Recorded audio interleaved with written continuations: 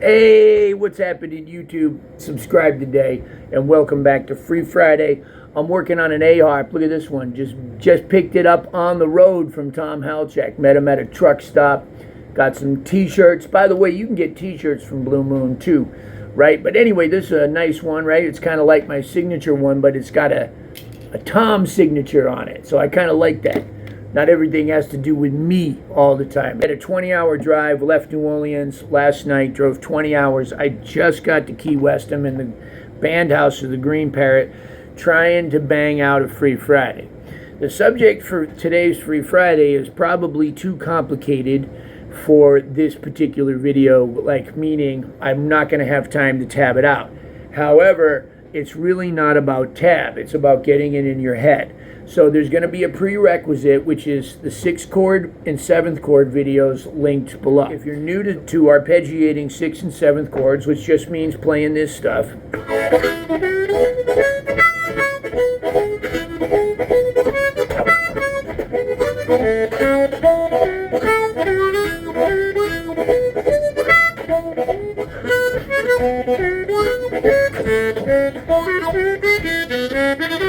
just playing that stuff. If you're new to those walking bass lines, and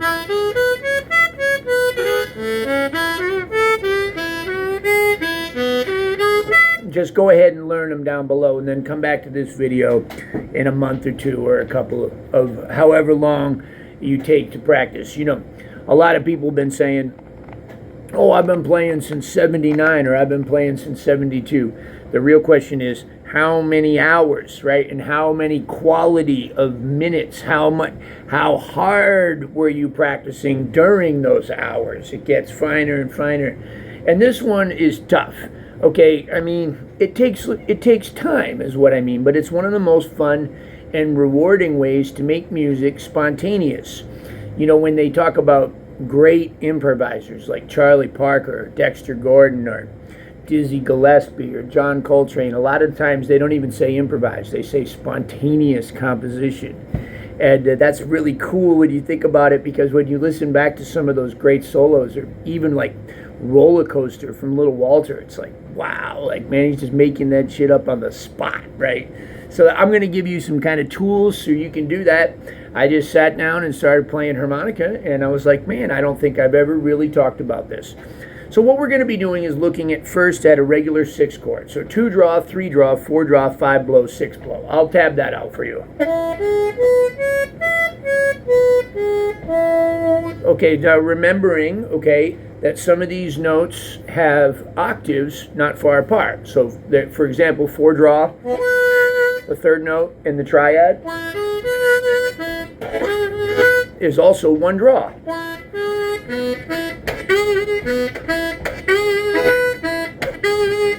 So you can use that too. And 3 draw is the same as 7 draw.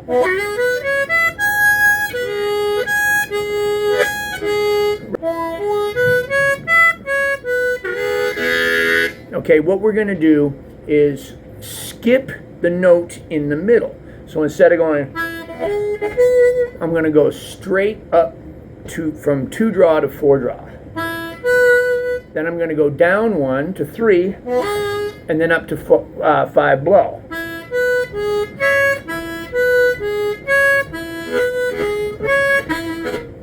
So I can get a little jiggy with it too, but first let me take you to the octave.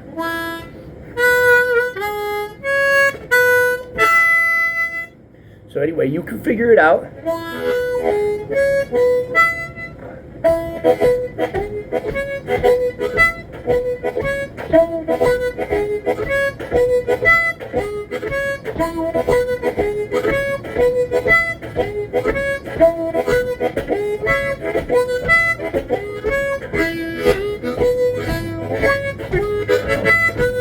And then you just start improvising with it.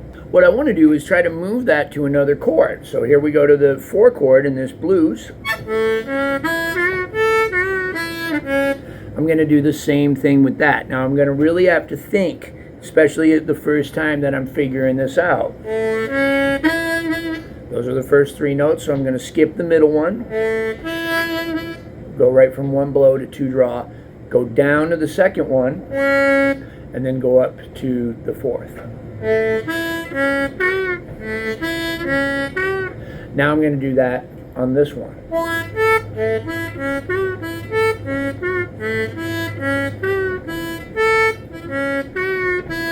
Now listen to them two together. Listen to how pretty this sounds.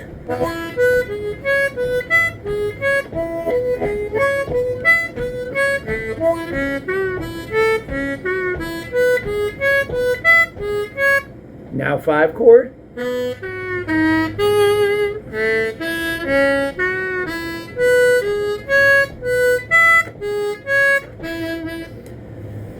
Very, very, very fun. Now, and this is what I'm just going to practice for a little while, and then after I've run through it a couple of times, I'm just going to start improvising. So first I'll just run through the straight arpeggios.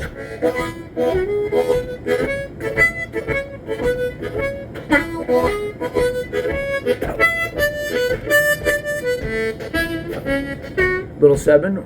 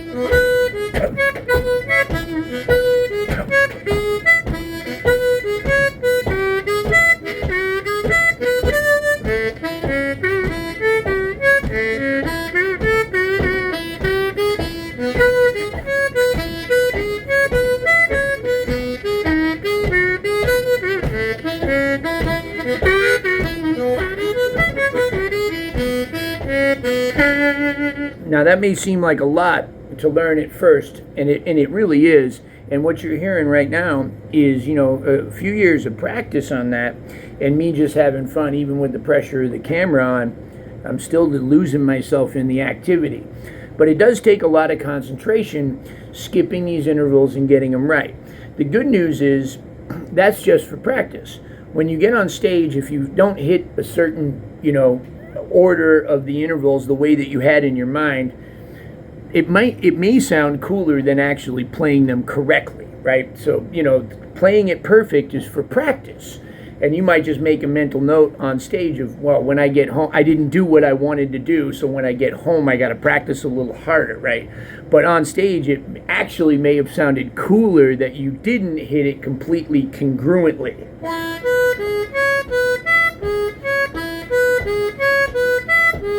I mean, that sounds kind of like something you'd hear, you know, an 11-year-old practicing piano on in their bedroom. And there's a good reason that they teach this stuff to young kids, because it's really important for creating a visualized map of your instrument, whether it be a piano or a banjo or a harmonica or a saxophone. It doesn't matter. Just creating that image of, you know, here's the 5 notes. And how can I manipulate them? So there's other ways than this. The skipping interval is actually one of the harder ones.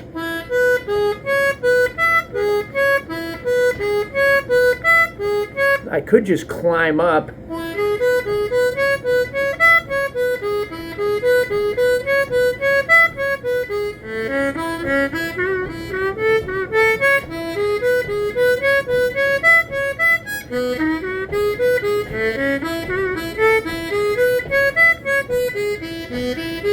And all these different variations.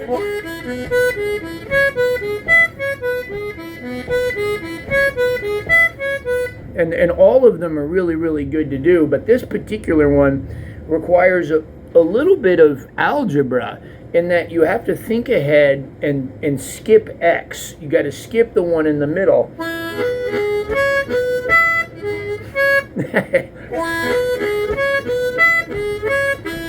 Now, I started writing this kind, or I started working with this kind of arpeggiating and got really into it. Of course, I first found out about it with scales. So I would start doing it with, like, say, the minor pentatonic. And I started kind of...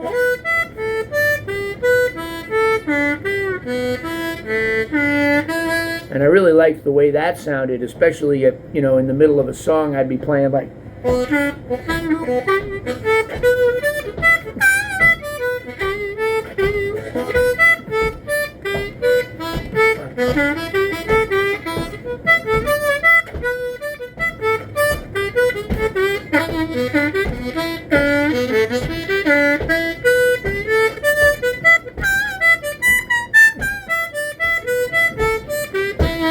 And just little stuff like that. And then I just started putting it into the arpeggios.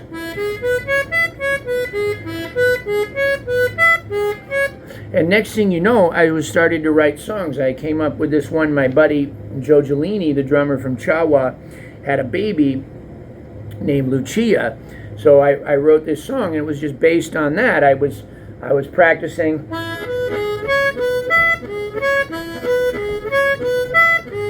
Just that. So I just kind of, after a little while, I just put it into 3/4, and it came up with something like this.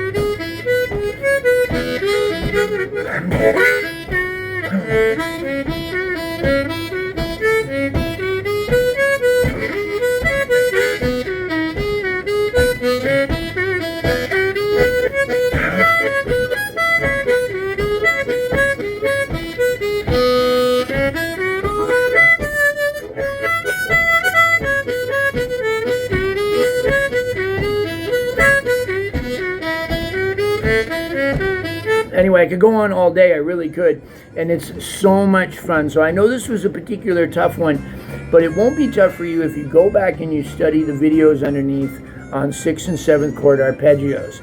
That's just really just prerequisite. It's like if I was making a skateboard video and I was trying to show you how to kickflip. You'd need to learn how to ollie first before you could do the kickflip. So this is one of them situations where you're just going to really need to study your 6 chords, maybe even spend some time with just a regular 5-note scale and just start visualizing all the different ways. I recently put up a YouTube short, I'll link that below too, that shows some scale exercises. It's just like 45 seconds long, and it shows you kind of how I'm thinking of them, like more like a kind of like a staircase or sort of like a linear hopscotch platform, like you see the kids doing the hopscotch thing. Sometimes I sort of visualize scales or any kind of note layout that way, and it helps me to kind of create some kind of map in my mind for that. Anyway, I hope this helped. That's Free Friday. I'd like to thank my sponsors, of course, Blue Moon Harmonicas, Hohner Harmonicas, Pedal Pad Pedal Boards, Lone Wolf Blues Company, and most importantly, Patreon, and all y'all that support me every single month on Patreon. We had Rick Estrin on last month. We got Winslow Yerxa coming up this month. My wife was just saying, you know what, you should get Billy Branch on. I think we're going to get Billy. We've got Bill Barrett coming up. These are all featured guests that are going to be live. You can Q&A and interact with them. We got chats over there. We got videos. We got Patreon open mic. You can post your videos. I'll watch them and review them. I appreciate y'all. Thank you very much. See you next time.